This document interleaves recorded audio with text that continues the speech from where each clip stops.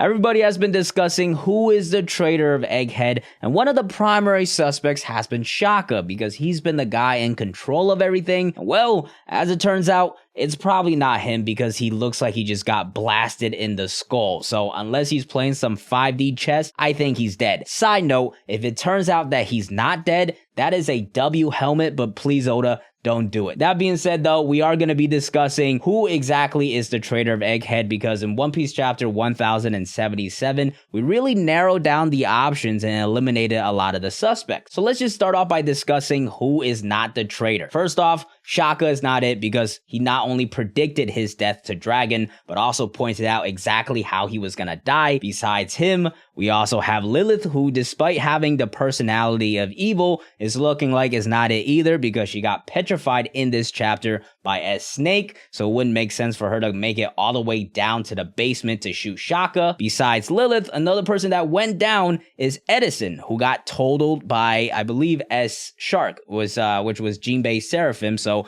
that's another Vegapunk down right there. We also have York, who 2 chapters ago got petrified by a snake, so most likely York is also not it, but I will say I'm still a little suspicious of York because York kind of like gives me the Chondro vibes because her character is just like a little bland and kind of more of a gag character that just eats, sleeps, and poops. And with her personality being greed, maybe her being the traitor just makes her a little more interesting, or else her character feels a little useless. That being said, she is on the lower tier of the suspicious list because she is petrified as of 2 chapters ago. With that said though, those are the people that we can more or less take off the suspicious list because unless they're playing some kind of like super masterful plan to really take the scent off them, they're probably not it. So let's first get to the suspects that are still a little suspicious. They're possible suspects, and the first one is actually not a person. It is Punk Records, and really the only reason Punk Records is on here is because of that classic trope of advanced technology and the AI taking over. So it's entirely possible that Punk Records has grown way too big and way too powerful, and it's starting to take over and like control everything, overpowering the Seraphims, contacting other people, overpowering the CBs to take down the CP agents. There's even a possibility of the Punk Records taking control of some of the Vegapunks themselves, and maybe they don't even know about it. So there's absolutely potential here for Punk Records to be the traitor,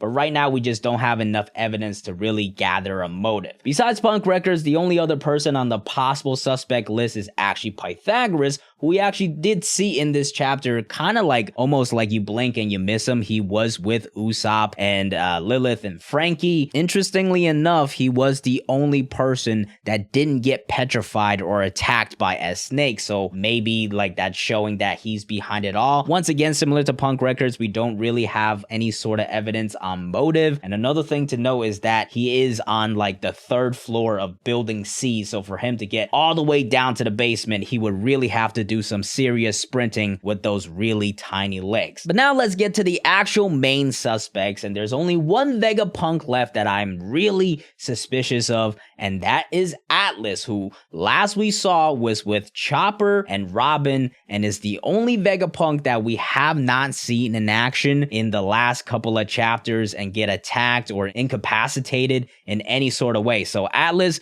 could have easily thrown off Chopper to the side and like punched Robin and then ran down to the basement to attack Shaka. It's also important to note, she is on the 2nd floor of Building A, so easily one of the closest people to the basement. So already the basic evidence is already pointing against her. There's also the fact that she does have the personality of violence. Even when we met her, she said, I have to get back to work and I have to like be violent and do my job, which is like we never found out what exactly that is. So is she actually going down to the basement and like beating up CP agents or something like that? This was a like kind of a weird little moment that we just never got more information about, so adding a little more sus to her. Beyond that, it's also interesting that when the Frontier Dome defenses first went down, everybody was in one place. Every single Vegapunk, all the Straw Hats, even Vegapunk himself, they were all around the same area, all right? So like it would have been difficult to do anything while everybody was watching unless they had planned this beforehand, but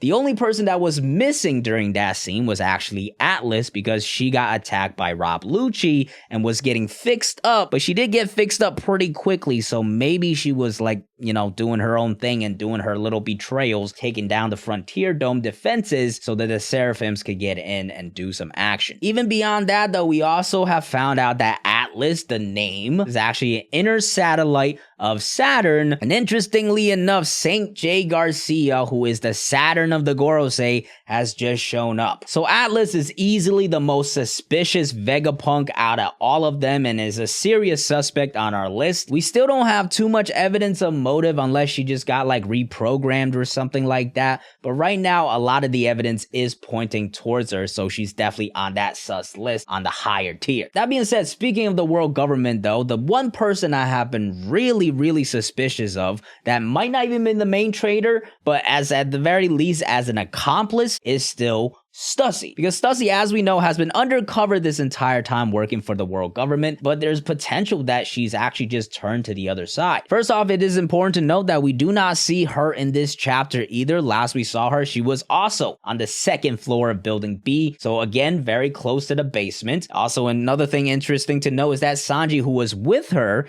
is no longer with her. So did something happen for him to leave? Was she like all of a sudden attack Jinbei? We did see how strong she was in that she just took out Lucci and Kaku just like that. So just in terms of all the action that's happening, she's already a little suspicious. But the other thing I want to point out is that when the Marines got contacted, it was actually Stussy who told the CP agents to do so. Now, you can say that she was just playing her role and like staying undercover, but the fact that the Navy is now coming with Kizaru and a Gorosei member is there as well makes it extra suspicious, okay? On top of that, one of the only clues that we have in terms of motive is the fact that word has been leaking to the government about the research of the poneglyphs. So with Stussy being involved with the world government and contacting the Navy and St. J. Garcia also showing up, it feels like the dots are connecting a lot. And another thing I want to point out is that when I talked about this with Randy Choi, one thing he pointed out was that it would make sense for Stussy to still be a villain, because